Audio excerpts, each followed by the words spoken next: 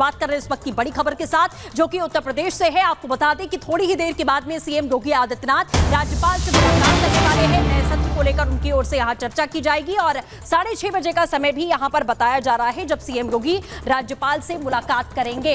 Cabinet में भी परिवर्तन होने की उम्मीद यहां पर बताई जा रही है। सुबह योगी ने तमाम मंत्रियों के साथ में बैठक की थी और ये जानकारी मिल रही है कि कैबिनेट में भी परिवर्तन हो सकता है। तो शाम 6:30 बजे राज्यपाल से मुलाकात करेंगे सीएम योगी आदित्यनाथ। ये समय यहां पर तय किया गया है।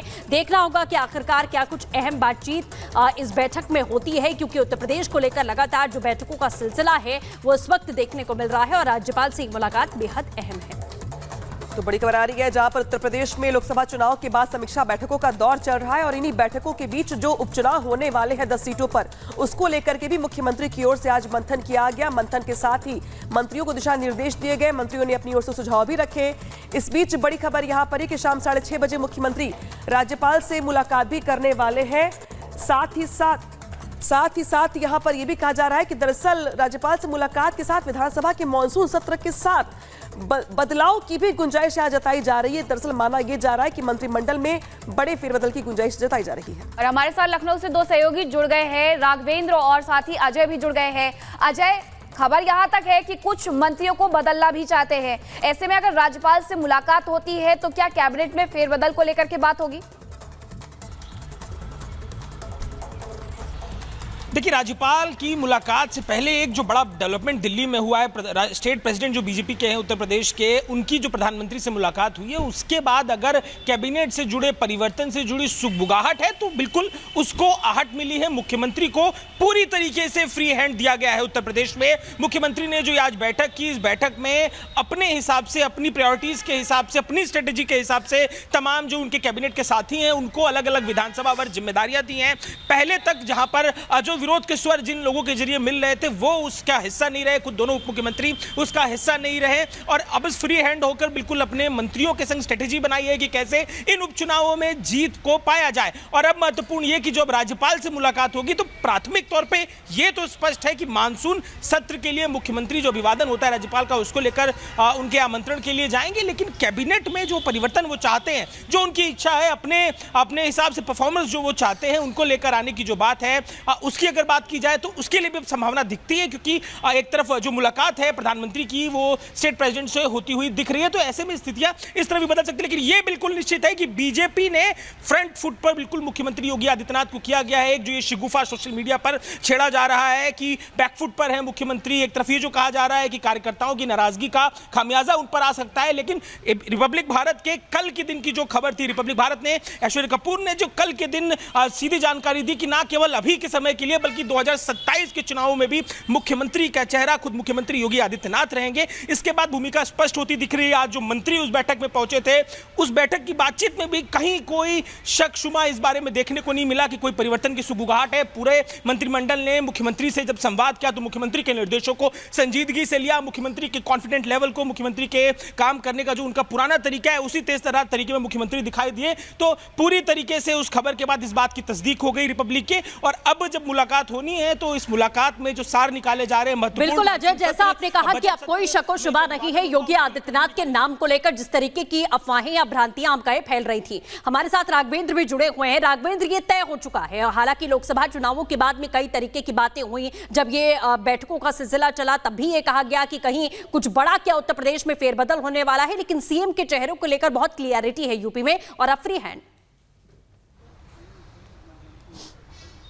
देखिए, जिस तरह के रिजल्ट आए थे उसके बाद तमाम तरह की अटकलें लगाई जा रही थी और यह होना स्वाभाविक था। लेकिन मुख्यमंत्री योगी आदित्यनाथ का आज भी कोई तोड़ नहीं है। वह भारत देश के जितने भी राज्य हैं सबसे अधिक लोकप्रिय मुख्यमंत्री हैं, सबसे अच्छी उनकी रेटिंग है और उनकी ईमानदारी पर, उनके काम के तरीके पर, उनकी मेहनत पर कतई कोई किसी को शक नहीं है। जिस तरह से वो सुबह उठते हैं, यानी 5 बजे वो बिस्तर छोड़ देते हैं, उसके बाद वो देर रात बाद तक वो लगातार मीटिंग्स करते हैं और लगातार काम। आपने चुनाव में देखा होगा कि एक एक दिन में किस किस तरह से उन्होंने सभाओं को किया है। तो कुल मिलाकर जो ये योगी का जो ये प्लस पॉइंट है, यानी कि मेहनत और ईमानदारी और यह काम जिस तरह से लग के उसको कर रहे हैं, और तमाम जो चीजें, जो बदलाव कानून व्यवस्था की भी आप बात देखिए कि तमाम जो राज्य हैं वो यूपी के मॉडल की बात करते हैं, बुलडोजर की बात करते हैं, कई और राज्यों में भी बुलडोजर की बात चल रही है। तो ऐसे में योगी के ऊपर फैसला लेना ये आसान बात नहीं है।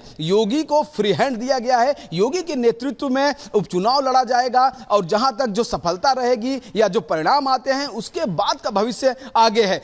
आगे की भविष्य की बात कोई अभी से नहीं बता सकता कि आगे क्या है, लेकिन इस वक्त पूरी तरह से फ्री हैंड है।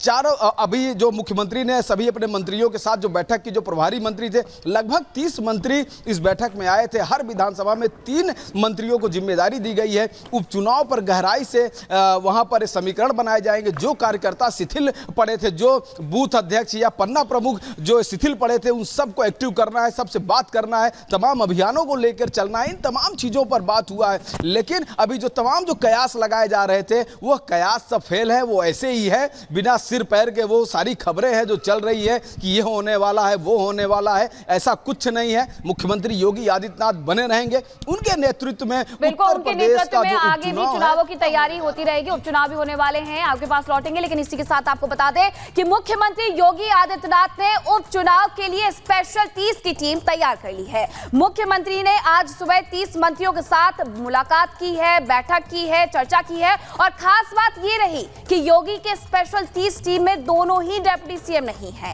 केशव मौर्य और साथ ही ब्रजेश पाठक को इस टीम से बाहर रखा गया है। मीरापुर की अगर हम बात करें तो मीरापुर की जिम्मेदारी अनिल कुमार को दी गई है। प्रभारी मंत्री कैबिनेट है सोमेंद्र तोमर, केपी मलिक और साथ ही प्रभारी राज्य मंत्री, ये सभी मीरापुर की सीट पर नजर आएंगे। वहीं अगर हम बात करें कुंदरपुर की, तो वहां की कुंदरकी की जो जिम्मेदारी है वो भी यहां धर्मपाल जी को दी गई है। आगे हमारे सहयोगी हैं, उनसे भी हम जानकारी लेते हैं कि 10 सीटों पर अजय जो आने वाले वक्त में चुनाव होने वाले हैं, उसमें से देखने को मिलेगा कि आखिरकार किसके हिस्से कौन सी जिम्मेदारी है। लेकिन इसी के साथ ये बात ध्यान रखनी होगी अजय कि 30 जो मंत्री है वो 10 सीटों पर उसी तरीके से लौट करके वापस आए जैसे पिछले चुनावों में रहे, और 10 की 10 सीटें बीजेपी के खाते में आए। बिल्कुल ये रणनीति का फैसला है। पहले तो एक चीज को समझना होगा कि एक तरफ संगठन है, जो एनडीए के गठबंधन के दल हैं उनके पॉलिटिकल संगठन है। आज की बैठक का संगठन से लेना देना नहीं है, ये सरकार की तरफ से बन रही नीति है। मुखिया सरकार के मुख्यमंत्री योगी आदित्यनाथ है और मुखिया का ये एक अधिकार है, ये अधिकार है कि वो अपने हिसाब से अपनी टीम का गठन करे। अलग अलग तरीके की टीमें वो बनाते हैं। इन चुनावों को लेकर, उपचुनावों को लेकर मुख्यमंत्री ने विधानसभा पर अलग अलग कैबिनेट बैठक, राज्य स्तर के जो है तमाम लोगों को जोड़कर ये टीम बनाई है। 30 लोग इसमें मुख्य चेहरा हैं और सीधे सीधे मुख्यमंत्री फ्रंट फुट पर आकर स्ट्रेटेजी बना रहे हैं। जो कैबिनेट की जो उस बैठक में मौजूद थे कैबिनेट स्तर के मंत्री, उन्होंने जानकारी रिपब्लिक भारत को दी। उन्होंने बताया कि इसमें महत्वपूर्ण तौर पर कैसे जीतना है, सबने अपने मत रखे। मुख्यमंत्री ने समराइज किया और कहा कि सीधे तौर पर हमें जनता से संवाद करना है। उन गांवों में जाकर रात्रि प्रवास करिए, लोगों के मन की बात को टटोलिए, क्या है लोगों की मन की बात से फीडबैक तैयार करिए और लोगों की मन की बात को कैसे कंप्लीट करना है उस पर काम करिए। इसमें पीडीए, इस पे भी लेकर चर्चा हुई। पिछड़ा दलित जो गुलदस्ता बीजेपी ने सजाया था, जिस गुलदस्ते की सफलता के चलते 2014, 2019, 2022 में सफलता मिली, 2017 में सफलता मिली, वो गुलदस्ता बिखरा है। जातियों का वो गुलदस्ता बिखर गया है। जो जातियां, चाहे वो ओबीसी समाज में कुर्मी हो, चाहे वो राजभर हो, चाहे वो निषाद हो, और एससी समाज से चाहे वो जो पासी जाति है, ये जातियां तो बीजेपी के हाथ से छिटक गई है। इनको फिर से साथ में लाने के लिए मुख्यमंत्री ने अपनी तरफ से अपने जो कैबिनेट के साथी हैं उनको जानकारी दी कि ये स्ट्रेटेजी हो सकती है। गांवों में जाकर इस तरीके से संवाद करना है। अफवाहों को लेकर भी चर्चा हुई। जो सोशल मीडिया पर संविधान से लेकर तमाम विषयों को लेकर अफवाह थी, उनको समापन के लिए सोशल मीडिया में क्या स्ट्रेटेजी रखनी है, लोगों के बीच जाकर क्या बातचीत करनी है, तो इन मुद्दों पर भी मुख्यमंत्री ने अपना ओपिनियन रखा और मंत्रियों को अपने तमाम कहा कि सीधे ग्राउंड पे संवाद करना है, समय गुजारना है। जो जिम्मेदारी जिस विधानसभा की आपको दी गई है वहां समय गुजारना है, वहां जाना है, वहां रात में रुकना है, लोगों के संग चौपाले लगानी है, बैठकें करनी है। जो मन में भ्रम एक तरीके से उनकी तरफ से, विपक्ष की तरफ से लगाया गया, उस भ्रम को खत्म करना है। संविधान से लेकर तमाम मुद्दों की बातों को लेकर और अल्पसंख्यकों के विषय में भी चर्चा हुई। जो सीटें जहां पर मुस्लिम उम्मीदवार है वो तैयार की जा रही है कि 10 की 10 सीटें किस तरीके से बीजेपी अपने खाते में लेकर के आएगी। लेकिन